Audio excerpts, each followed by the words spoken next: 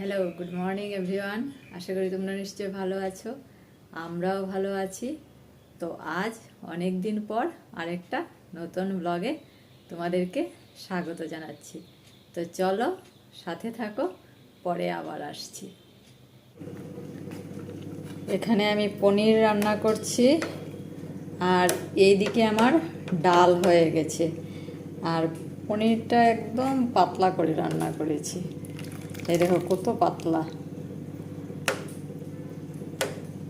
তো হোক রান্নাটা আস্তে আস্তে, আমি বাকি কাজগুলো সেরে নিই। রান্নার সাথে সাথে আমি অনেকগুলো কাজও করে নিলাম। আমাদের বাজার থেকে সবজি এসেছে, তো সবজিগুলো আমি সবসময় এই বাজার থেকে আনার পর ধুয়ে রাখি। তাতে কি হয়, সবজির বাইরে যে পেস্টিসাইডগুলো আছে ওইগুলো ধোয়া হয়ে গেল, আর সাথে সাথে ধুলাবালি সবই ধোয়া হয়ে যায়। আর সবজি ধুয়ে এইভাবে ঝুড়িতে রেখে দিই, তারপর জল যখন ঝরে যায় তারপর ফ্রিজের ভিতরে রেখে দিই। তাতে কি হয়, আমার ফ্রিজটাও আর নোংরা হলো না, আর সবজিগুলোও ভালো থাকে। তো আজ বাজার থেকে এসেছে এখানে সজনা ডাঁটা, বিট, কাঁচা লঙ্কা, এখানে ছোট ছোট কাঁচা টমেটো, গাজর, চাল কুমড়ো, কাঁচা কলা, আর এখানে আছে কলার ফুল। তো এগুলোই বাজার থেকে এসেছে। তাহলে এইগুলো এখন এই সবজিগুলোর জলগুলো ঝরে যাক, আর আমি ওইদিকে আবার রান্নার কাজটা সেরে নিই।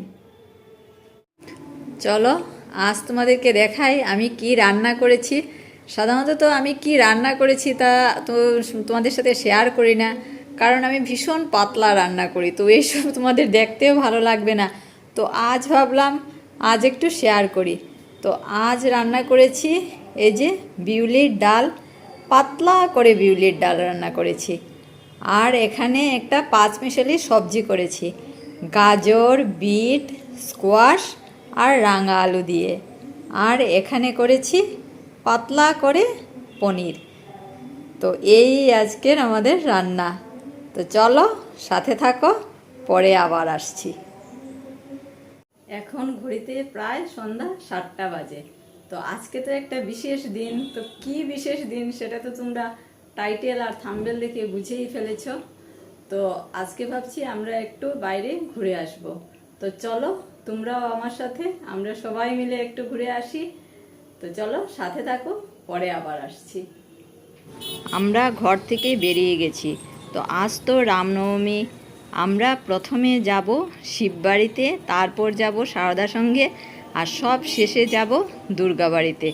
তো আমার এক বন্ধু রামকৃষ্ণ মিশনের শিষ্য, ও আমাকে নিমন্ত্রণ করেছিল দুপুরবেলা সারদা সঙ্গে যাওয়ার জন্য, কিন্তু আমি তো আর দুপুরবেলা যেতে পারিনি।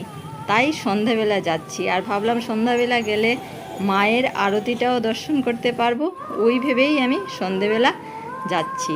তো দেখো তোমাদের সাথে কথা বলতে বলতে আমি প্রায় শিববাড়ির সামনেই এসে গেছি। আর এই শিববাড়ি আমাদের শহরের আদি শিববাড়ি। অনেকগুলো শিববাড়ি এখানে আছে, কিন্তু এইটাই আদি শিববাড়ি। তো চলো প্রথমে আমরা সবাই মিলে শিব ঠাকুরকে প্রণাম করে দুর্গা মাকেও প্রণাম করে নিই।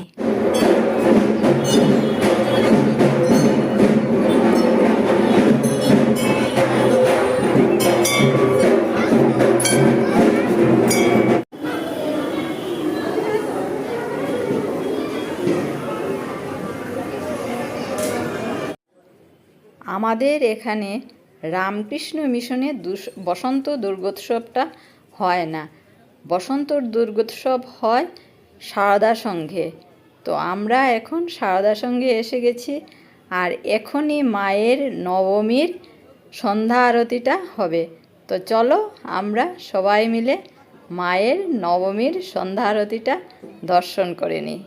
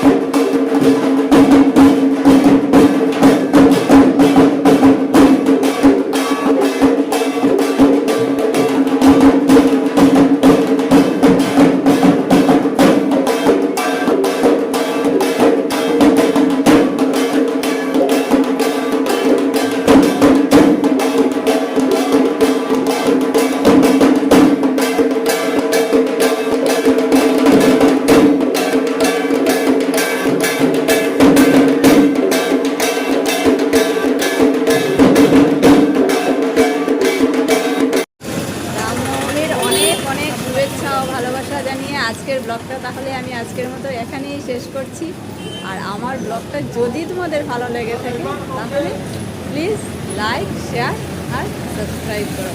তো তোমরা সবাই ভালো থেকো, সুস্থ থেকো। নেক্সট আরেকটা ব্লগ নিয়ে তোমাদের সাথে দেখা হবে। টাটা।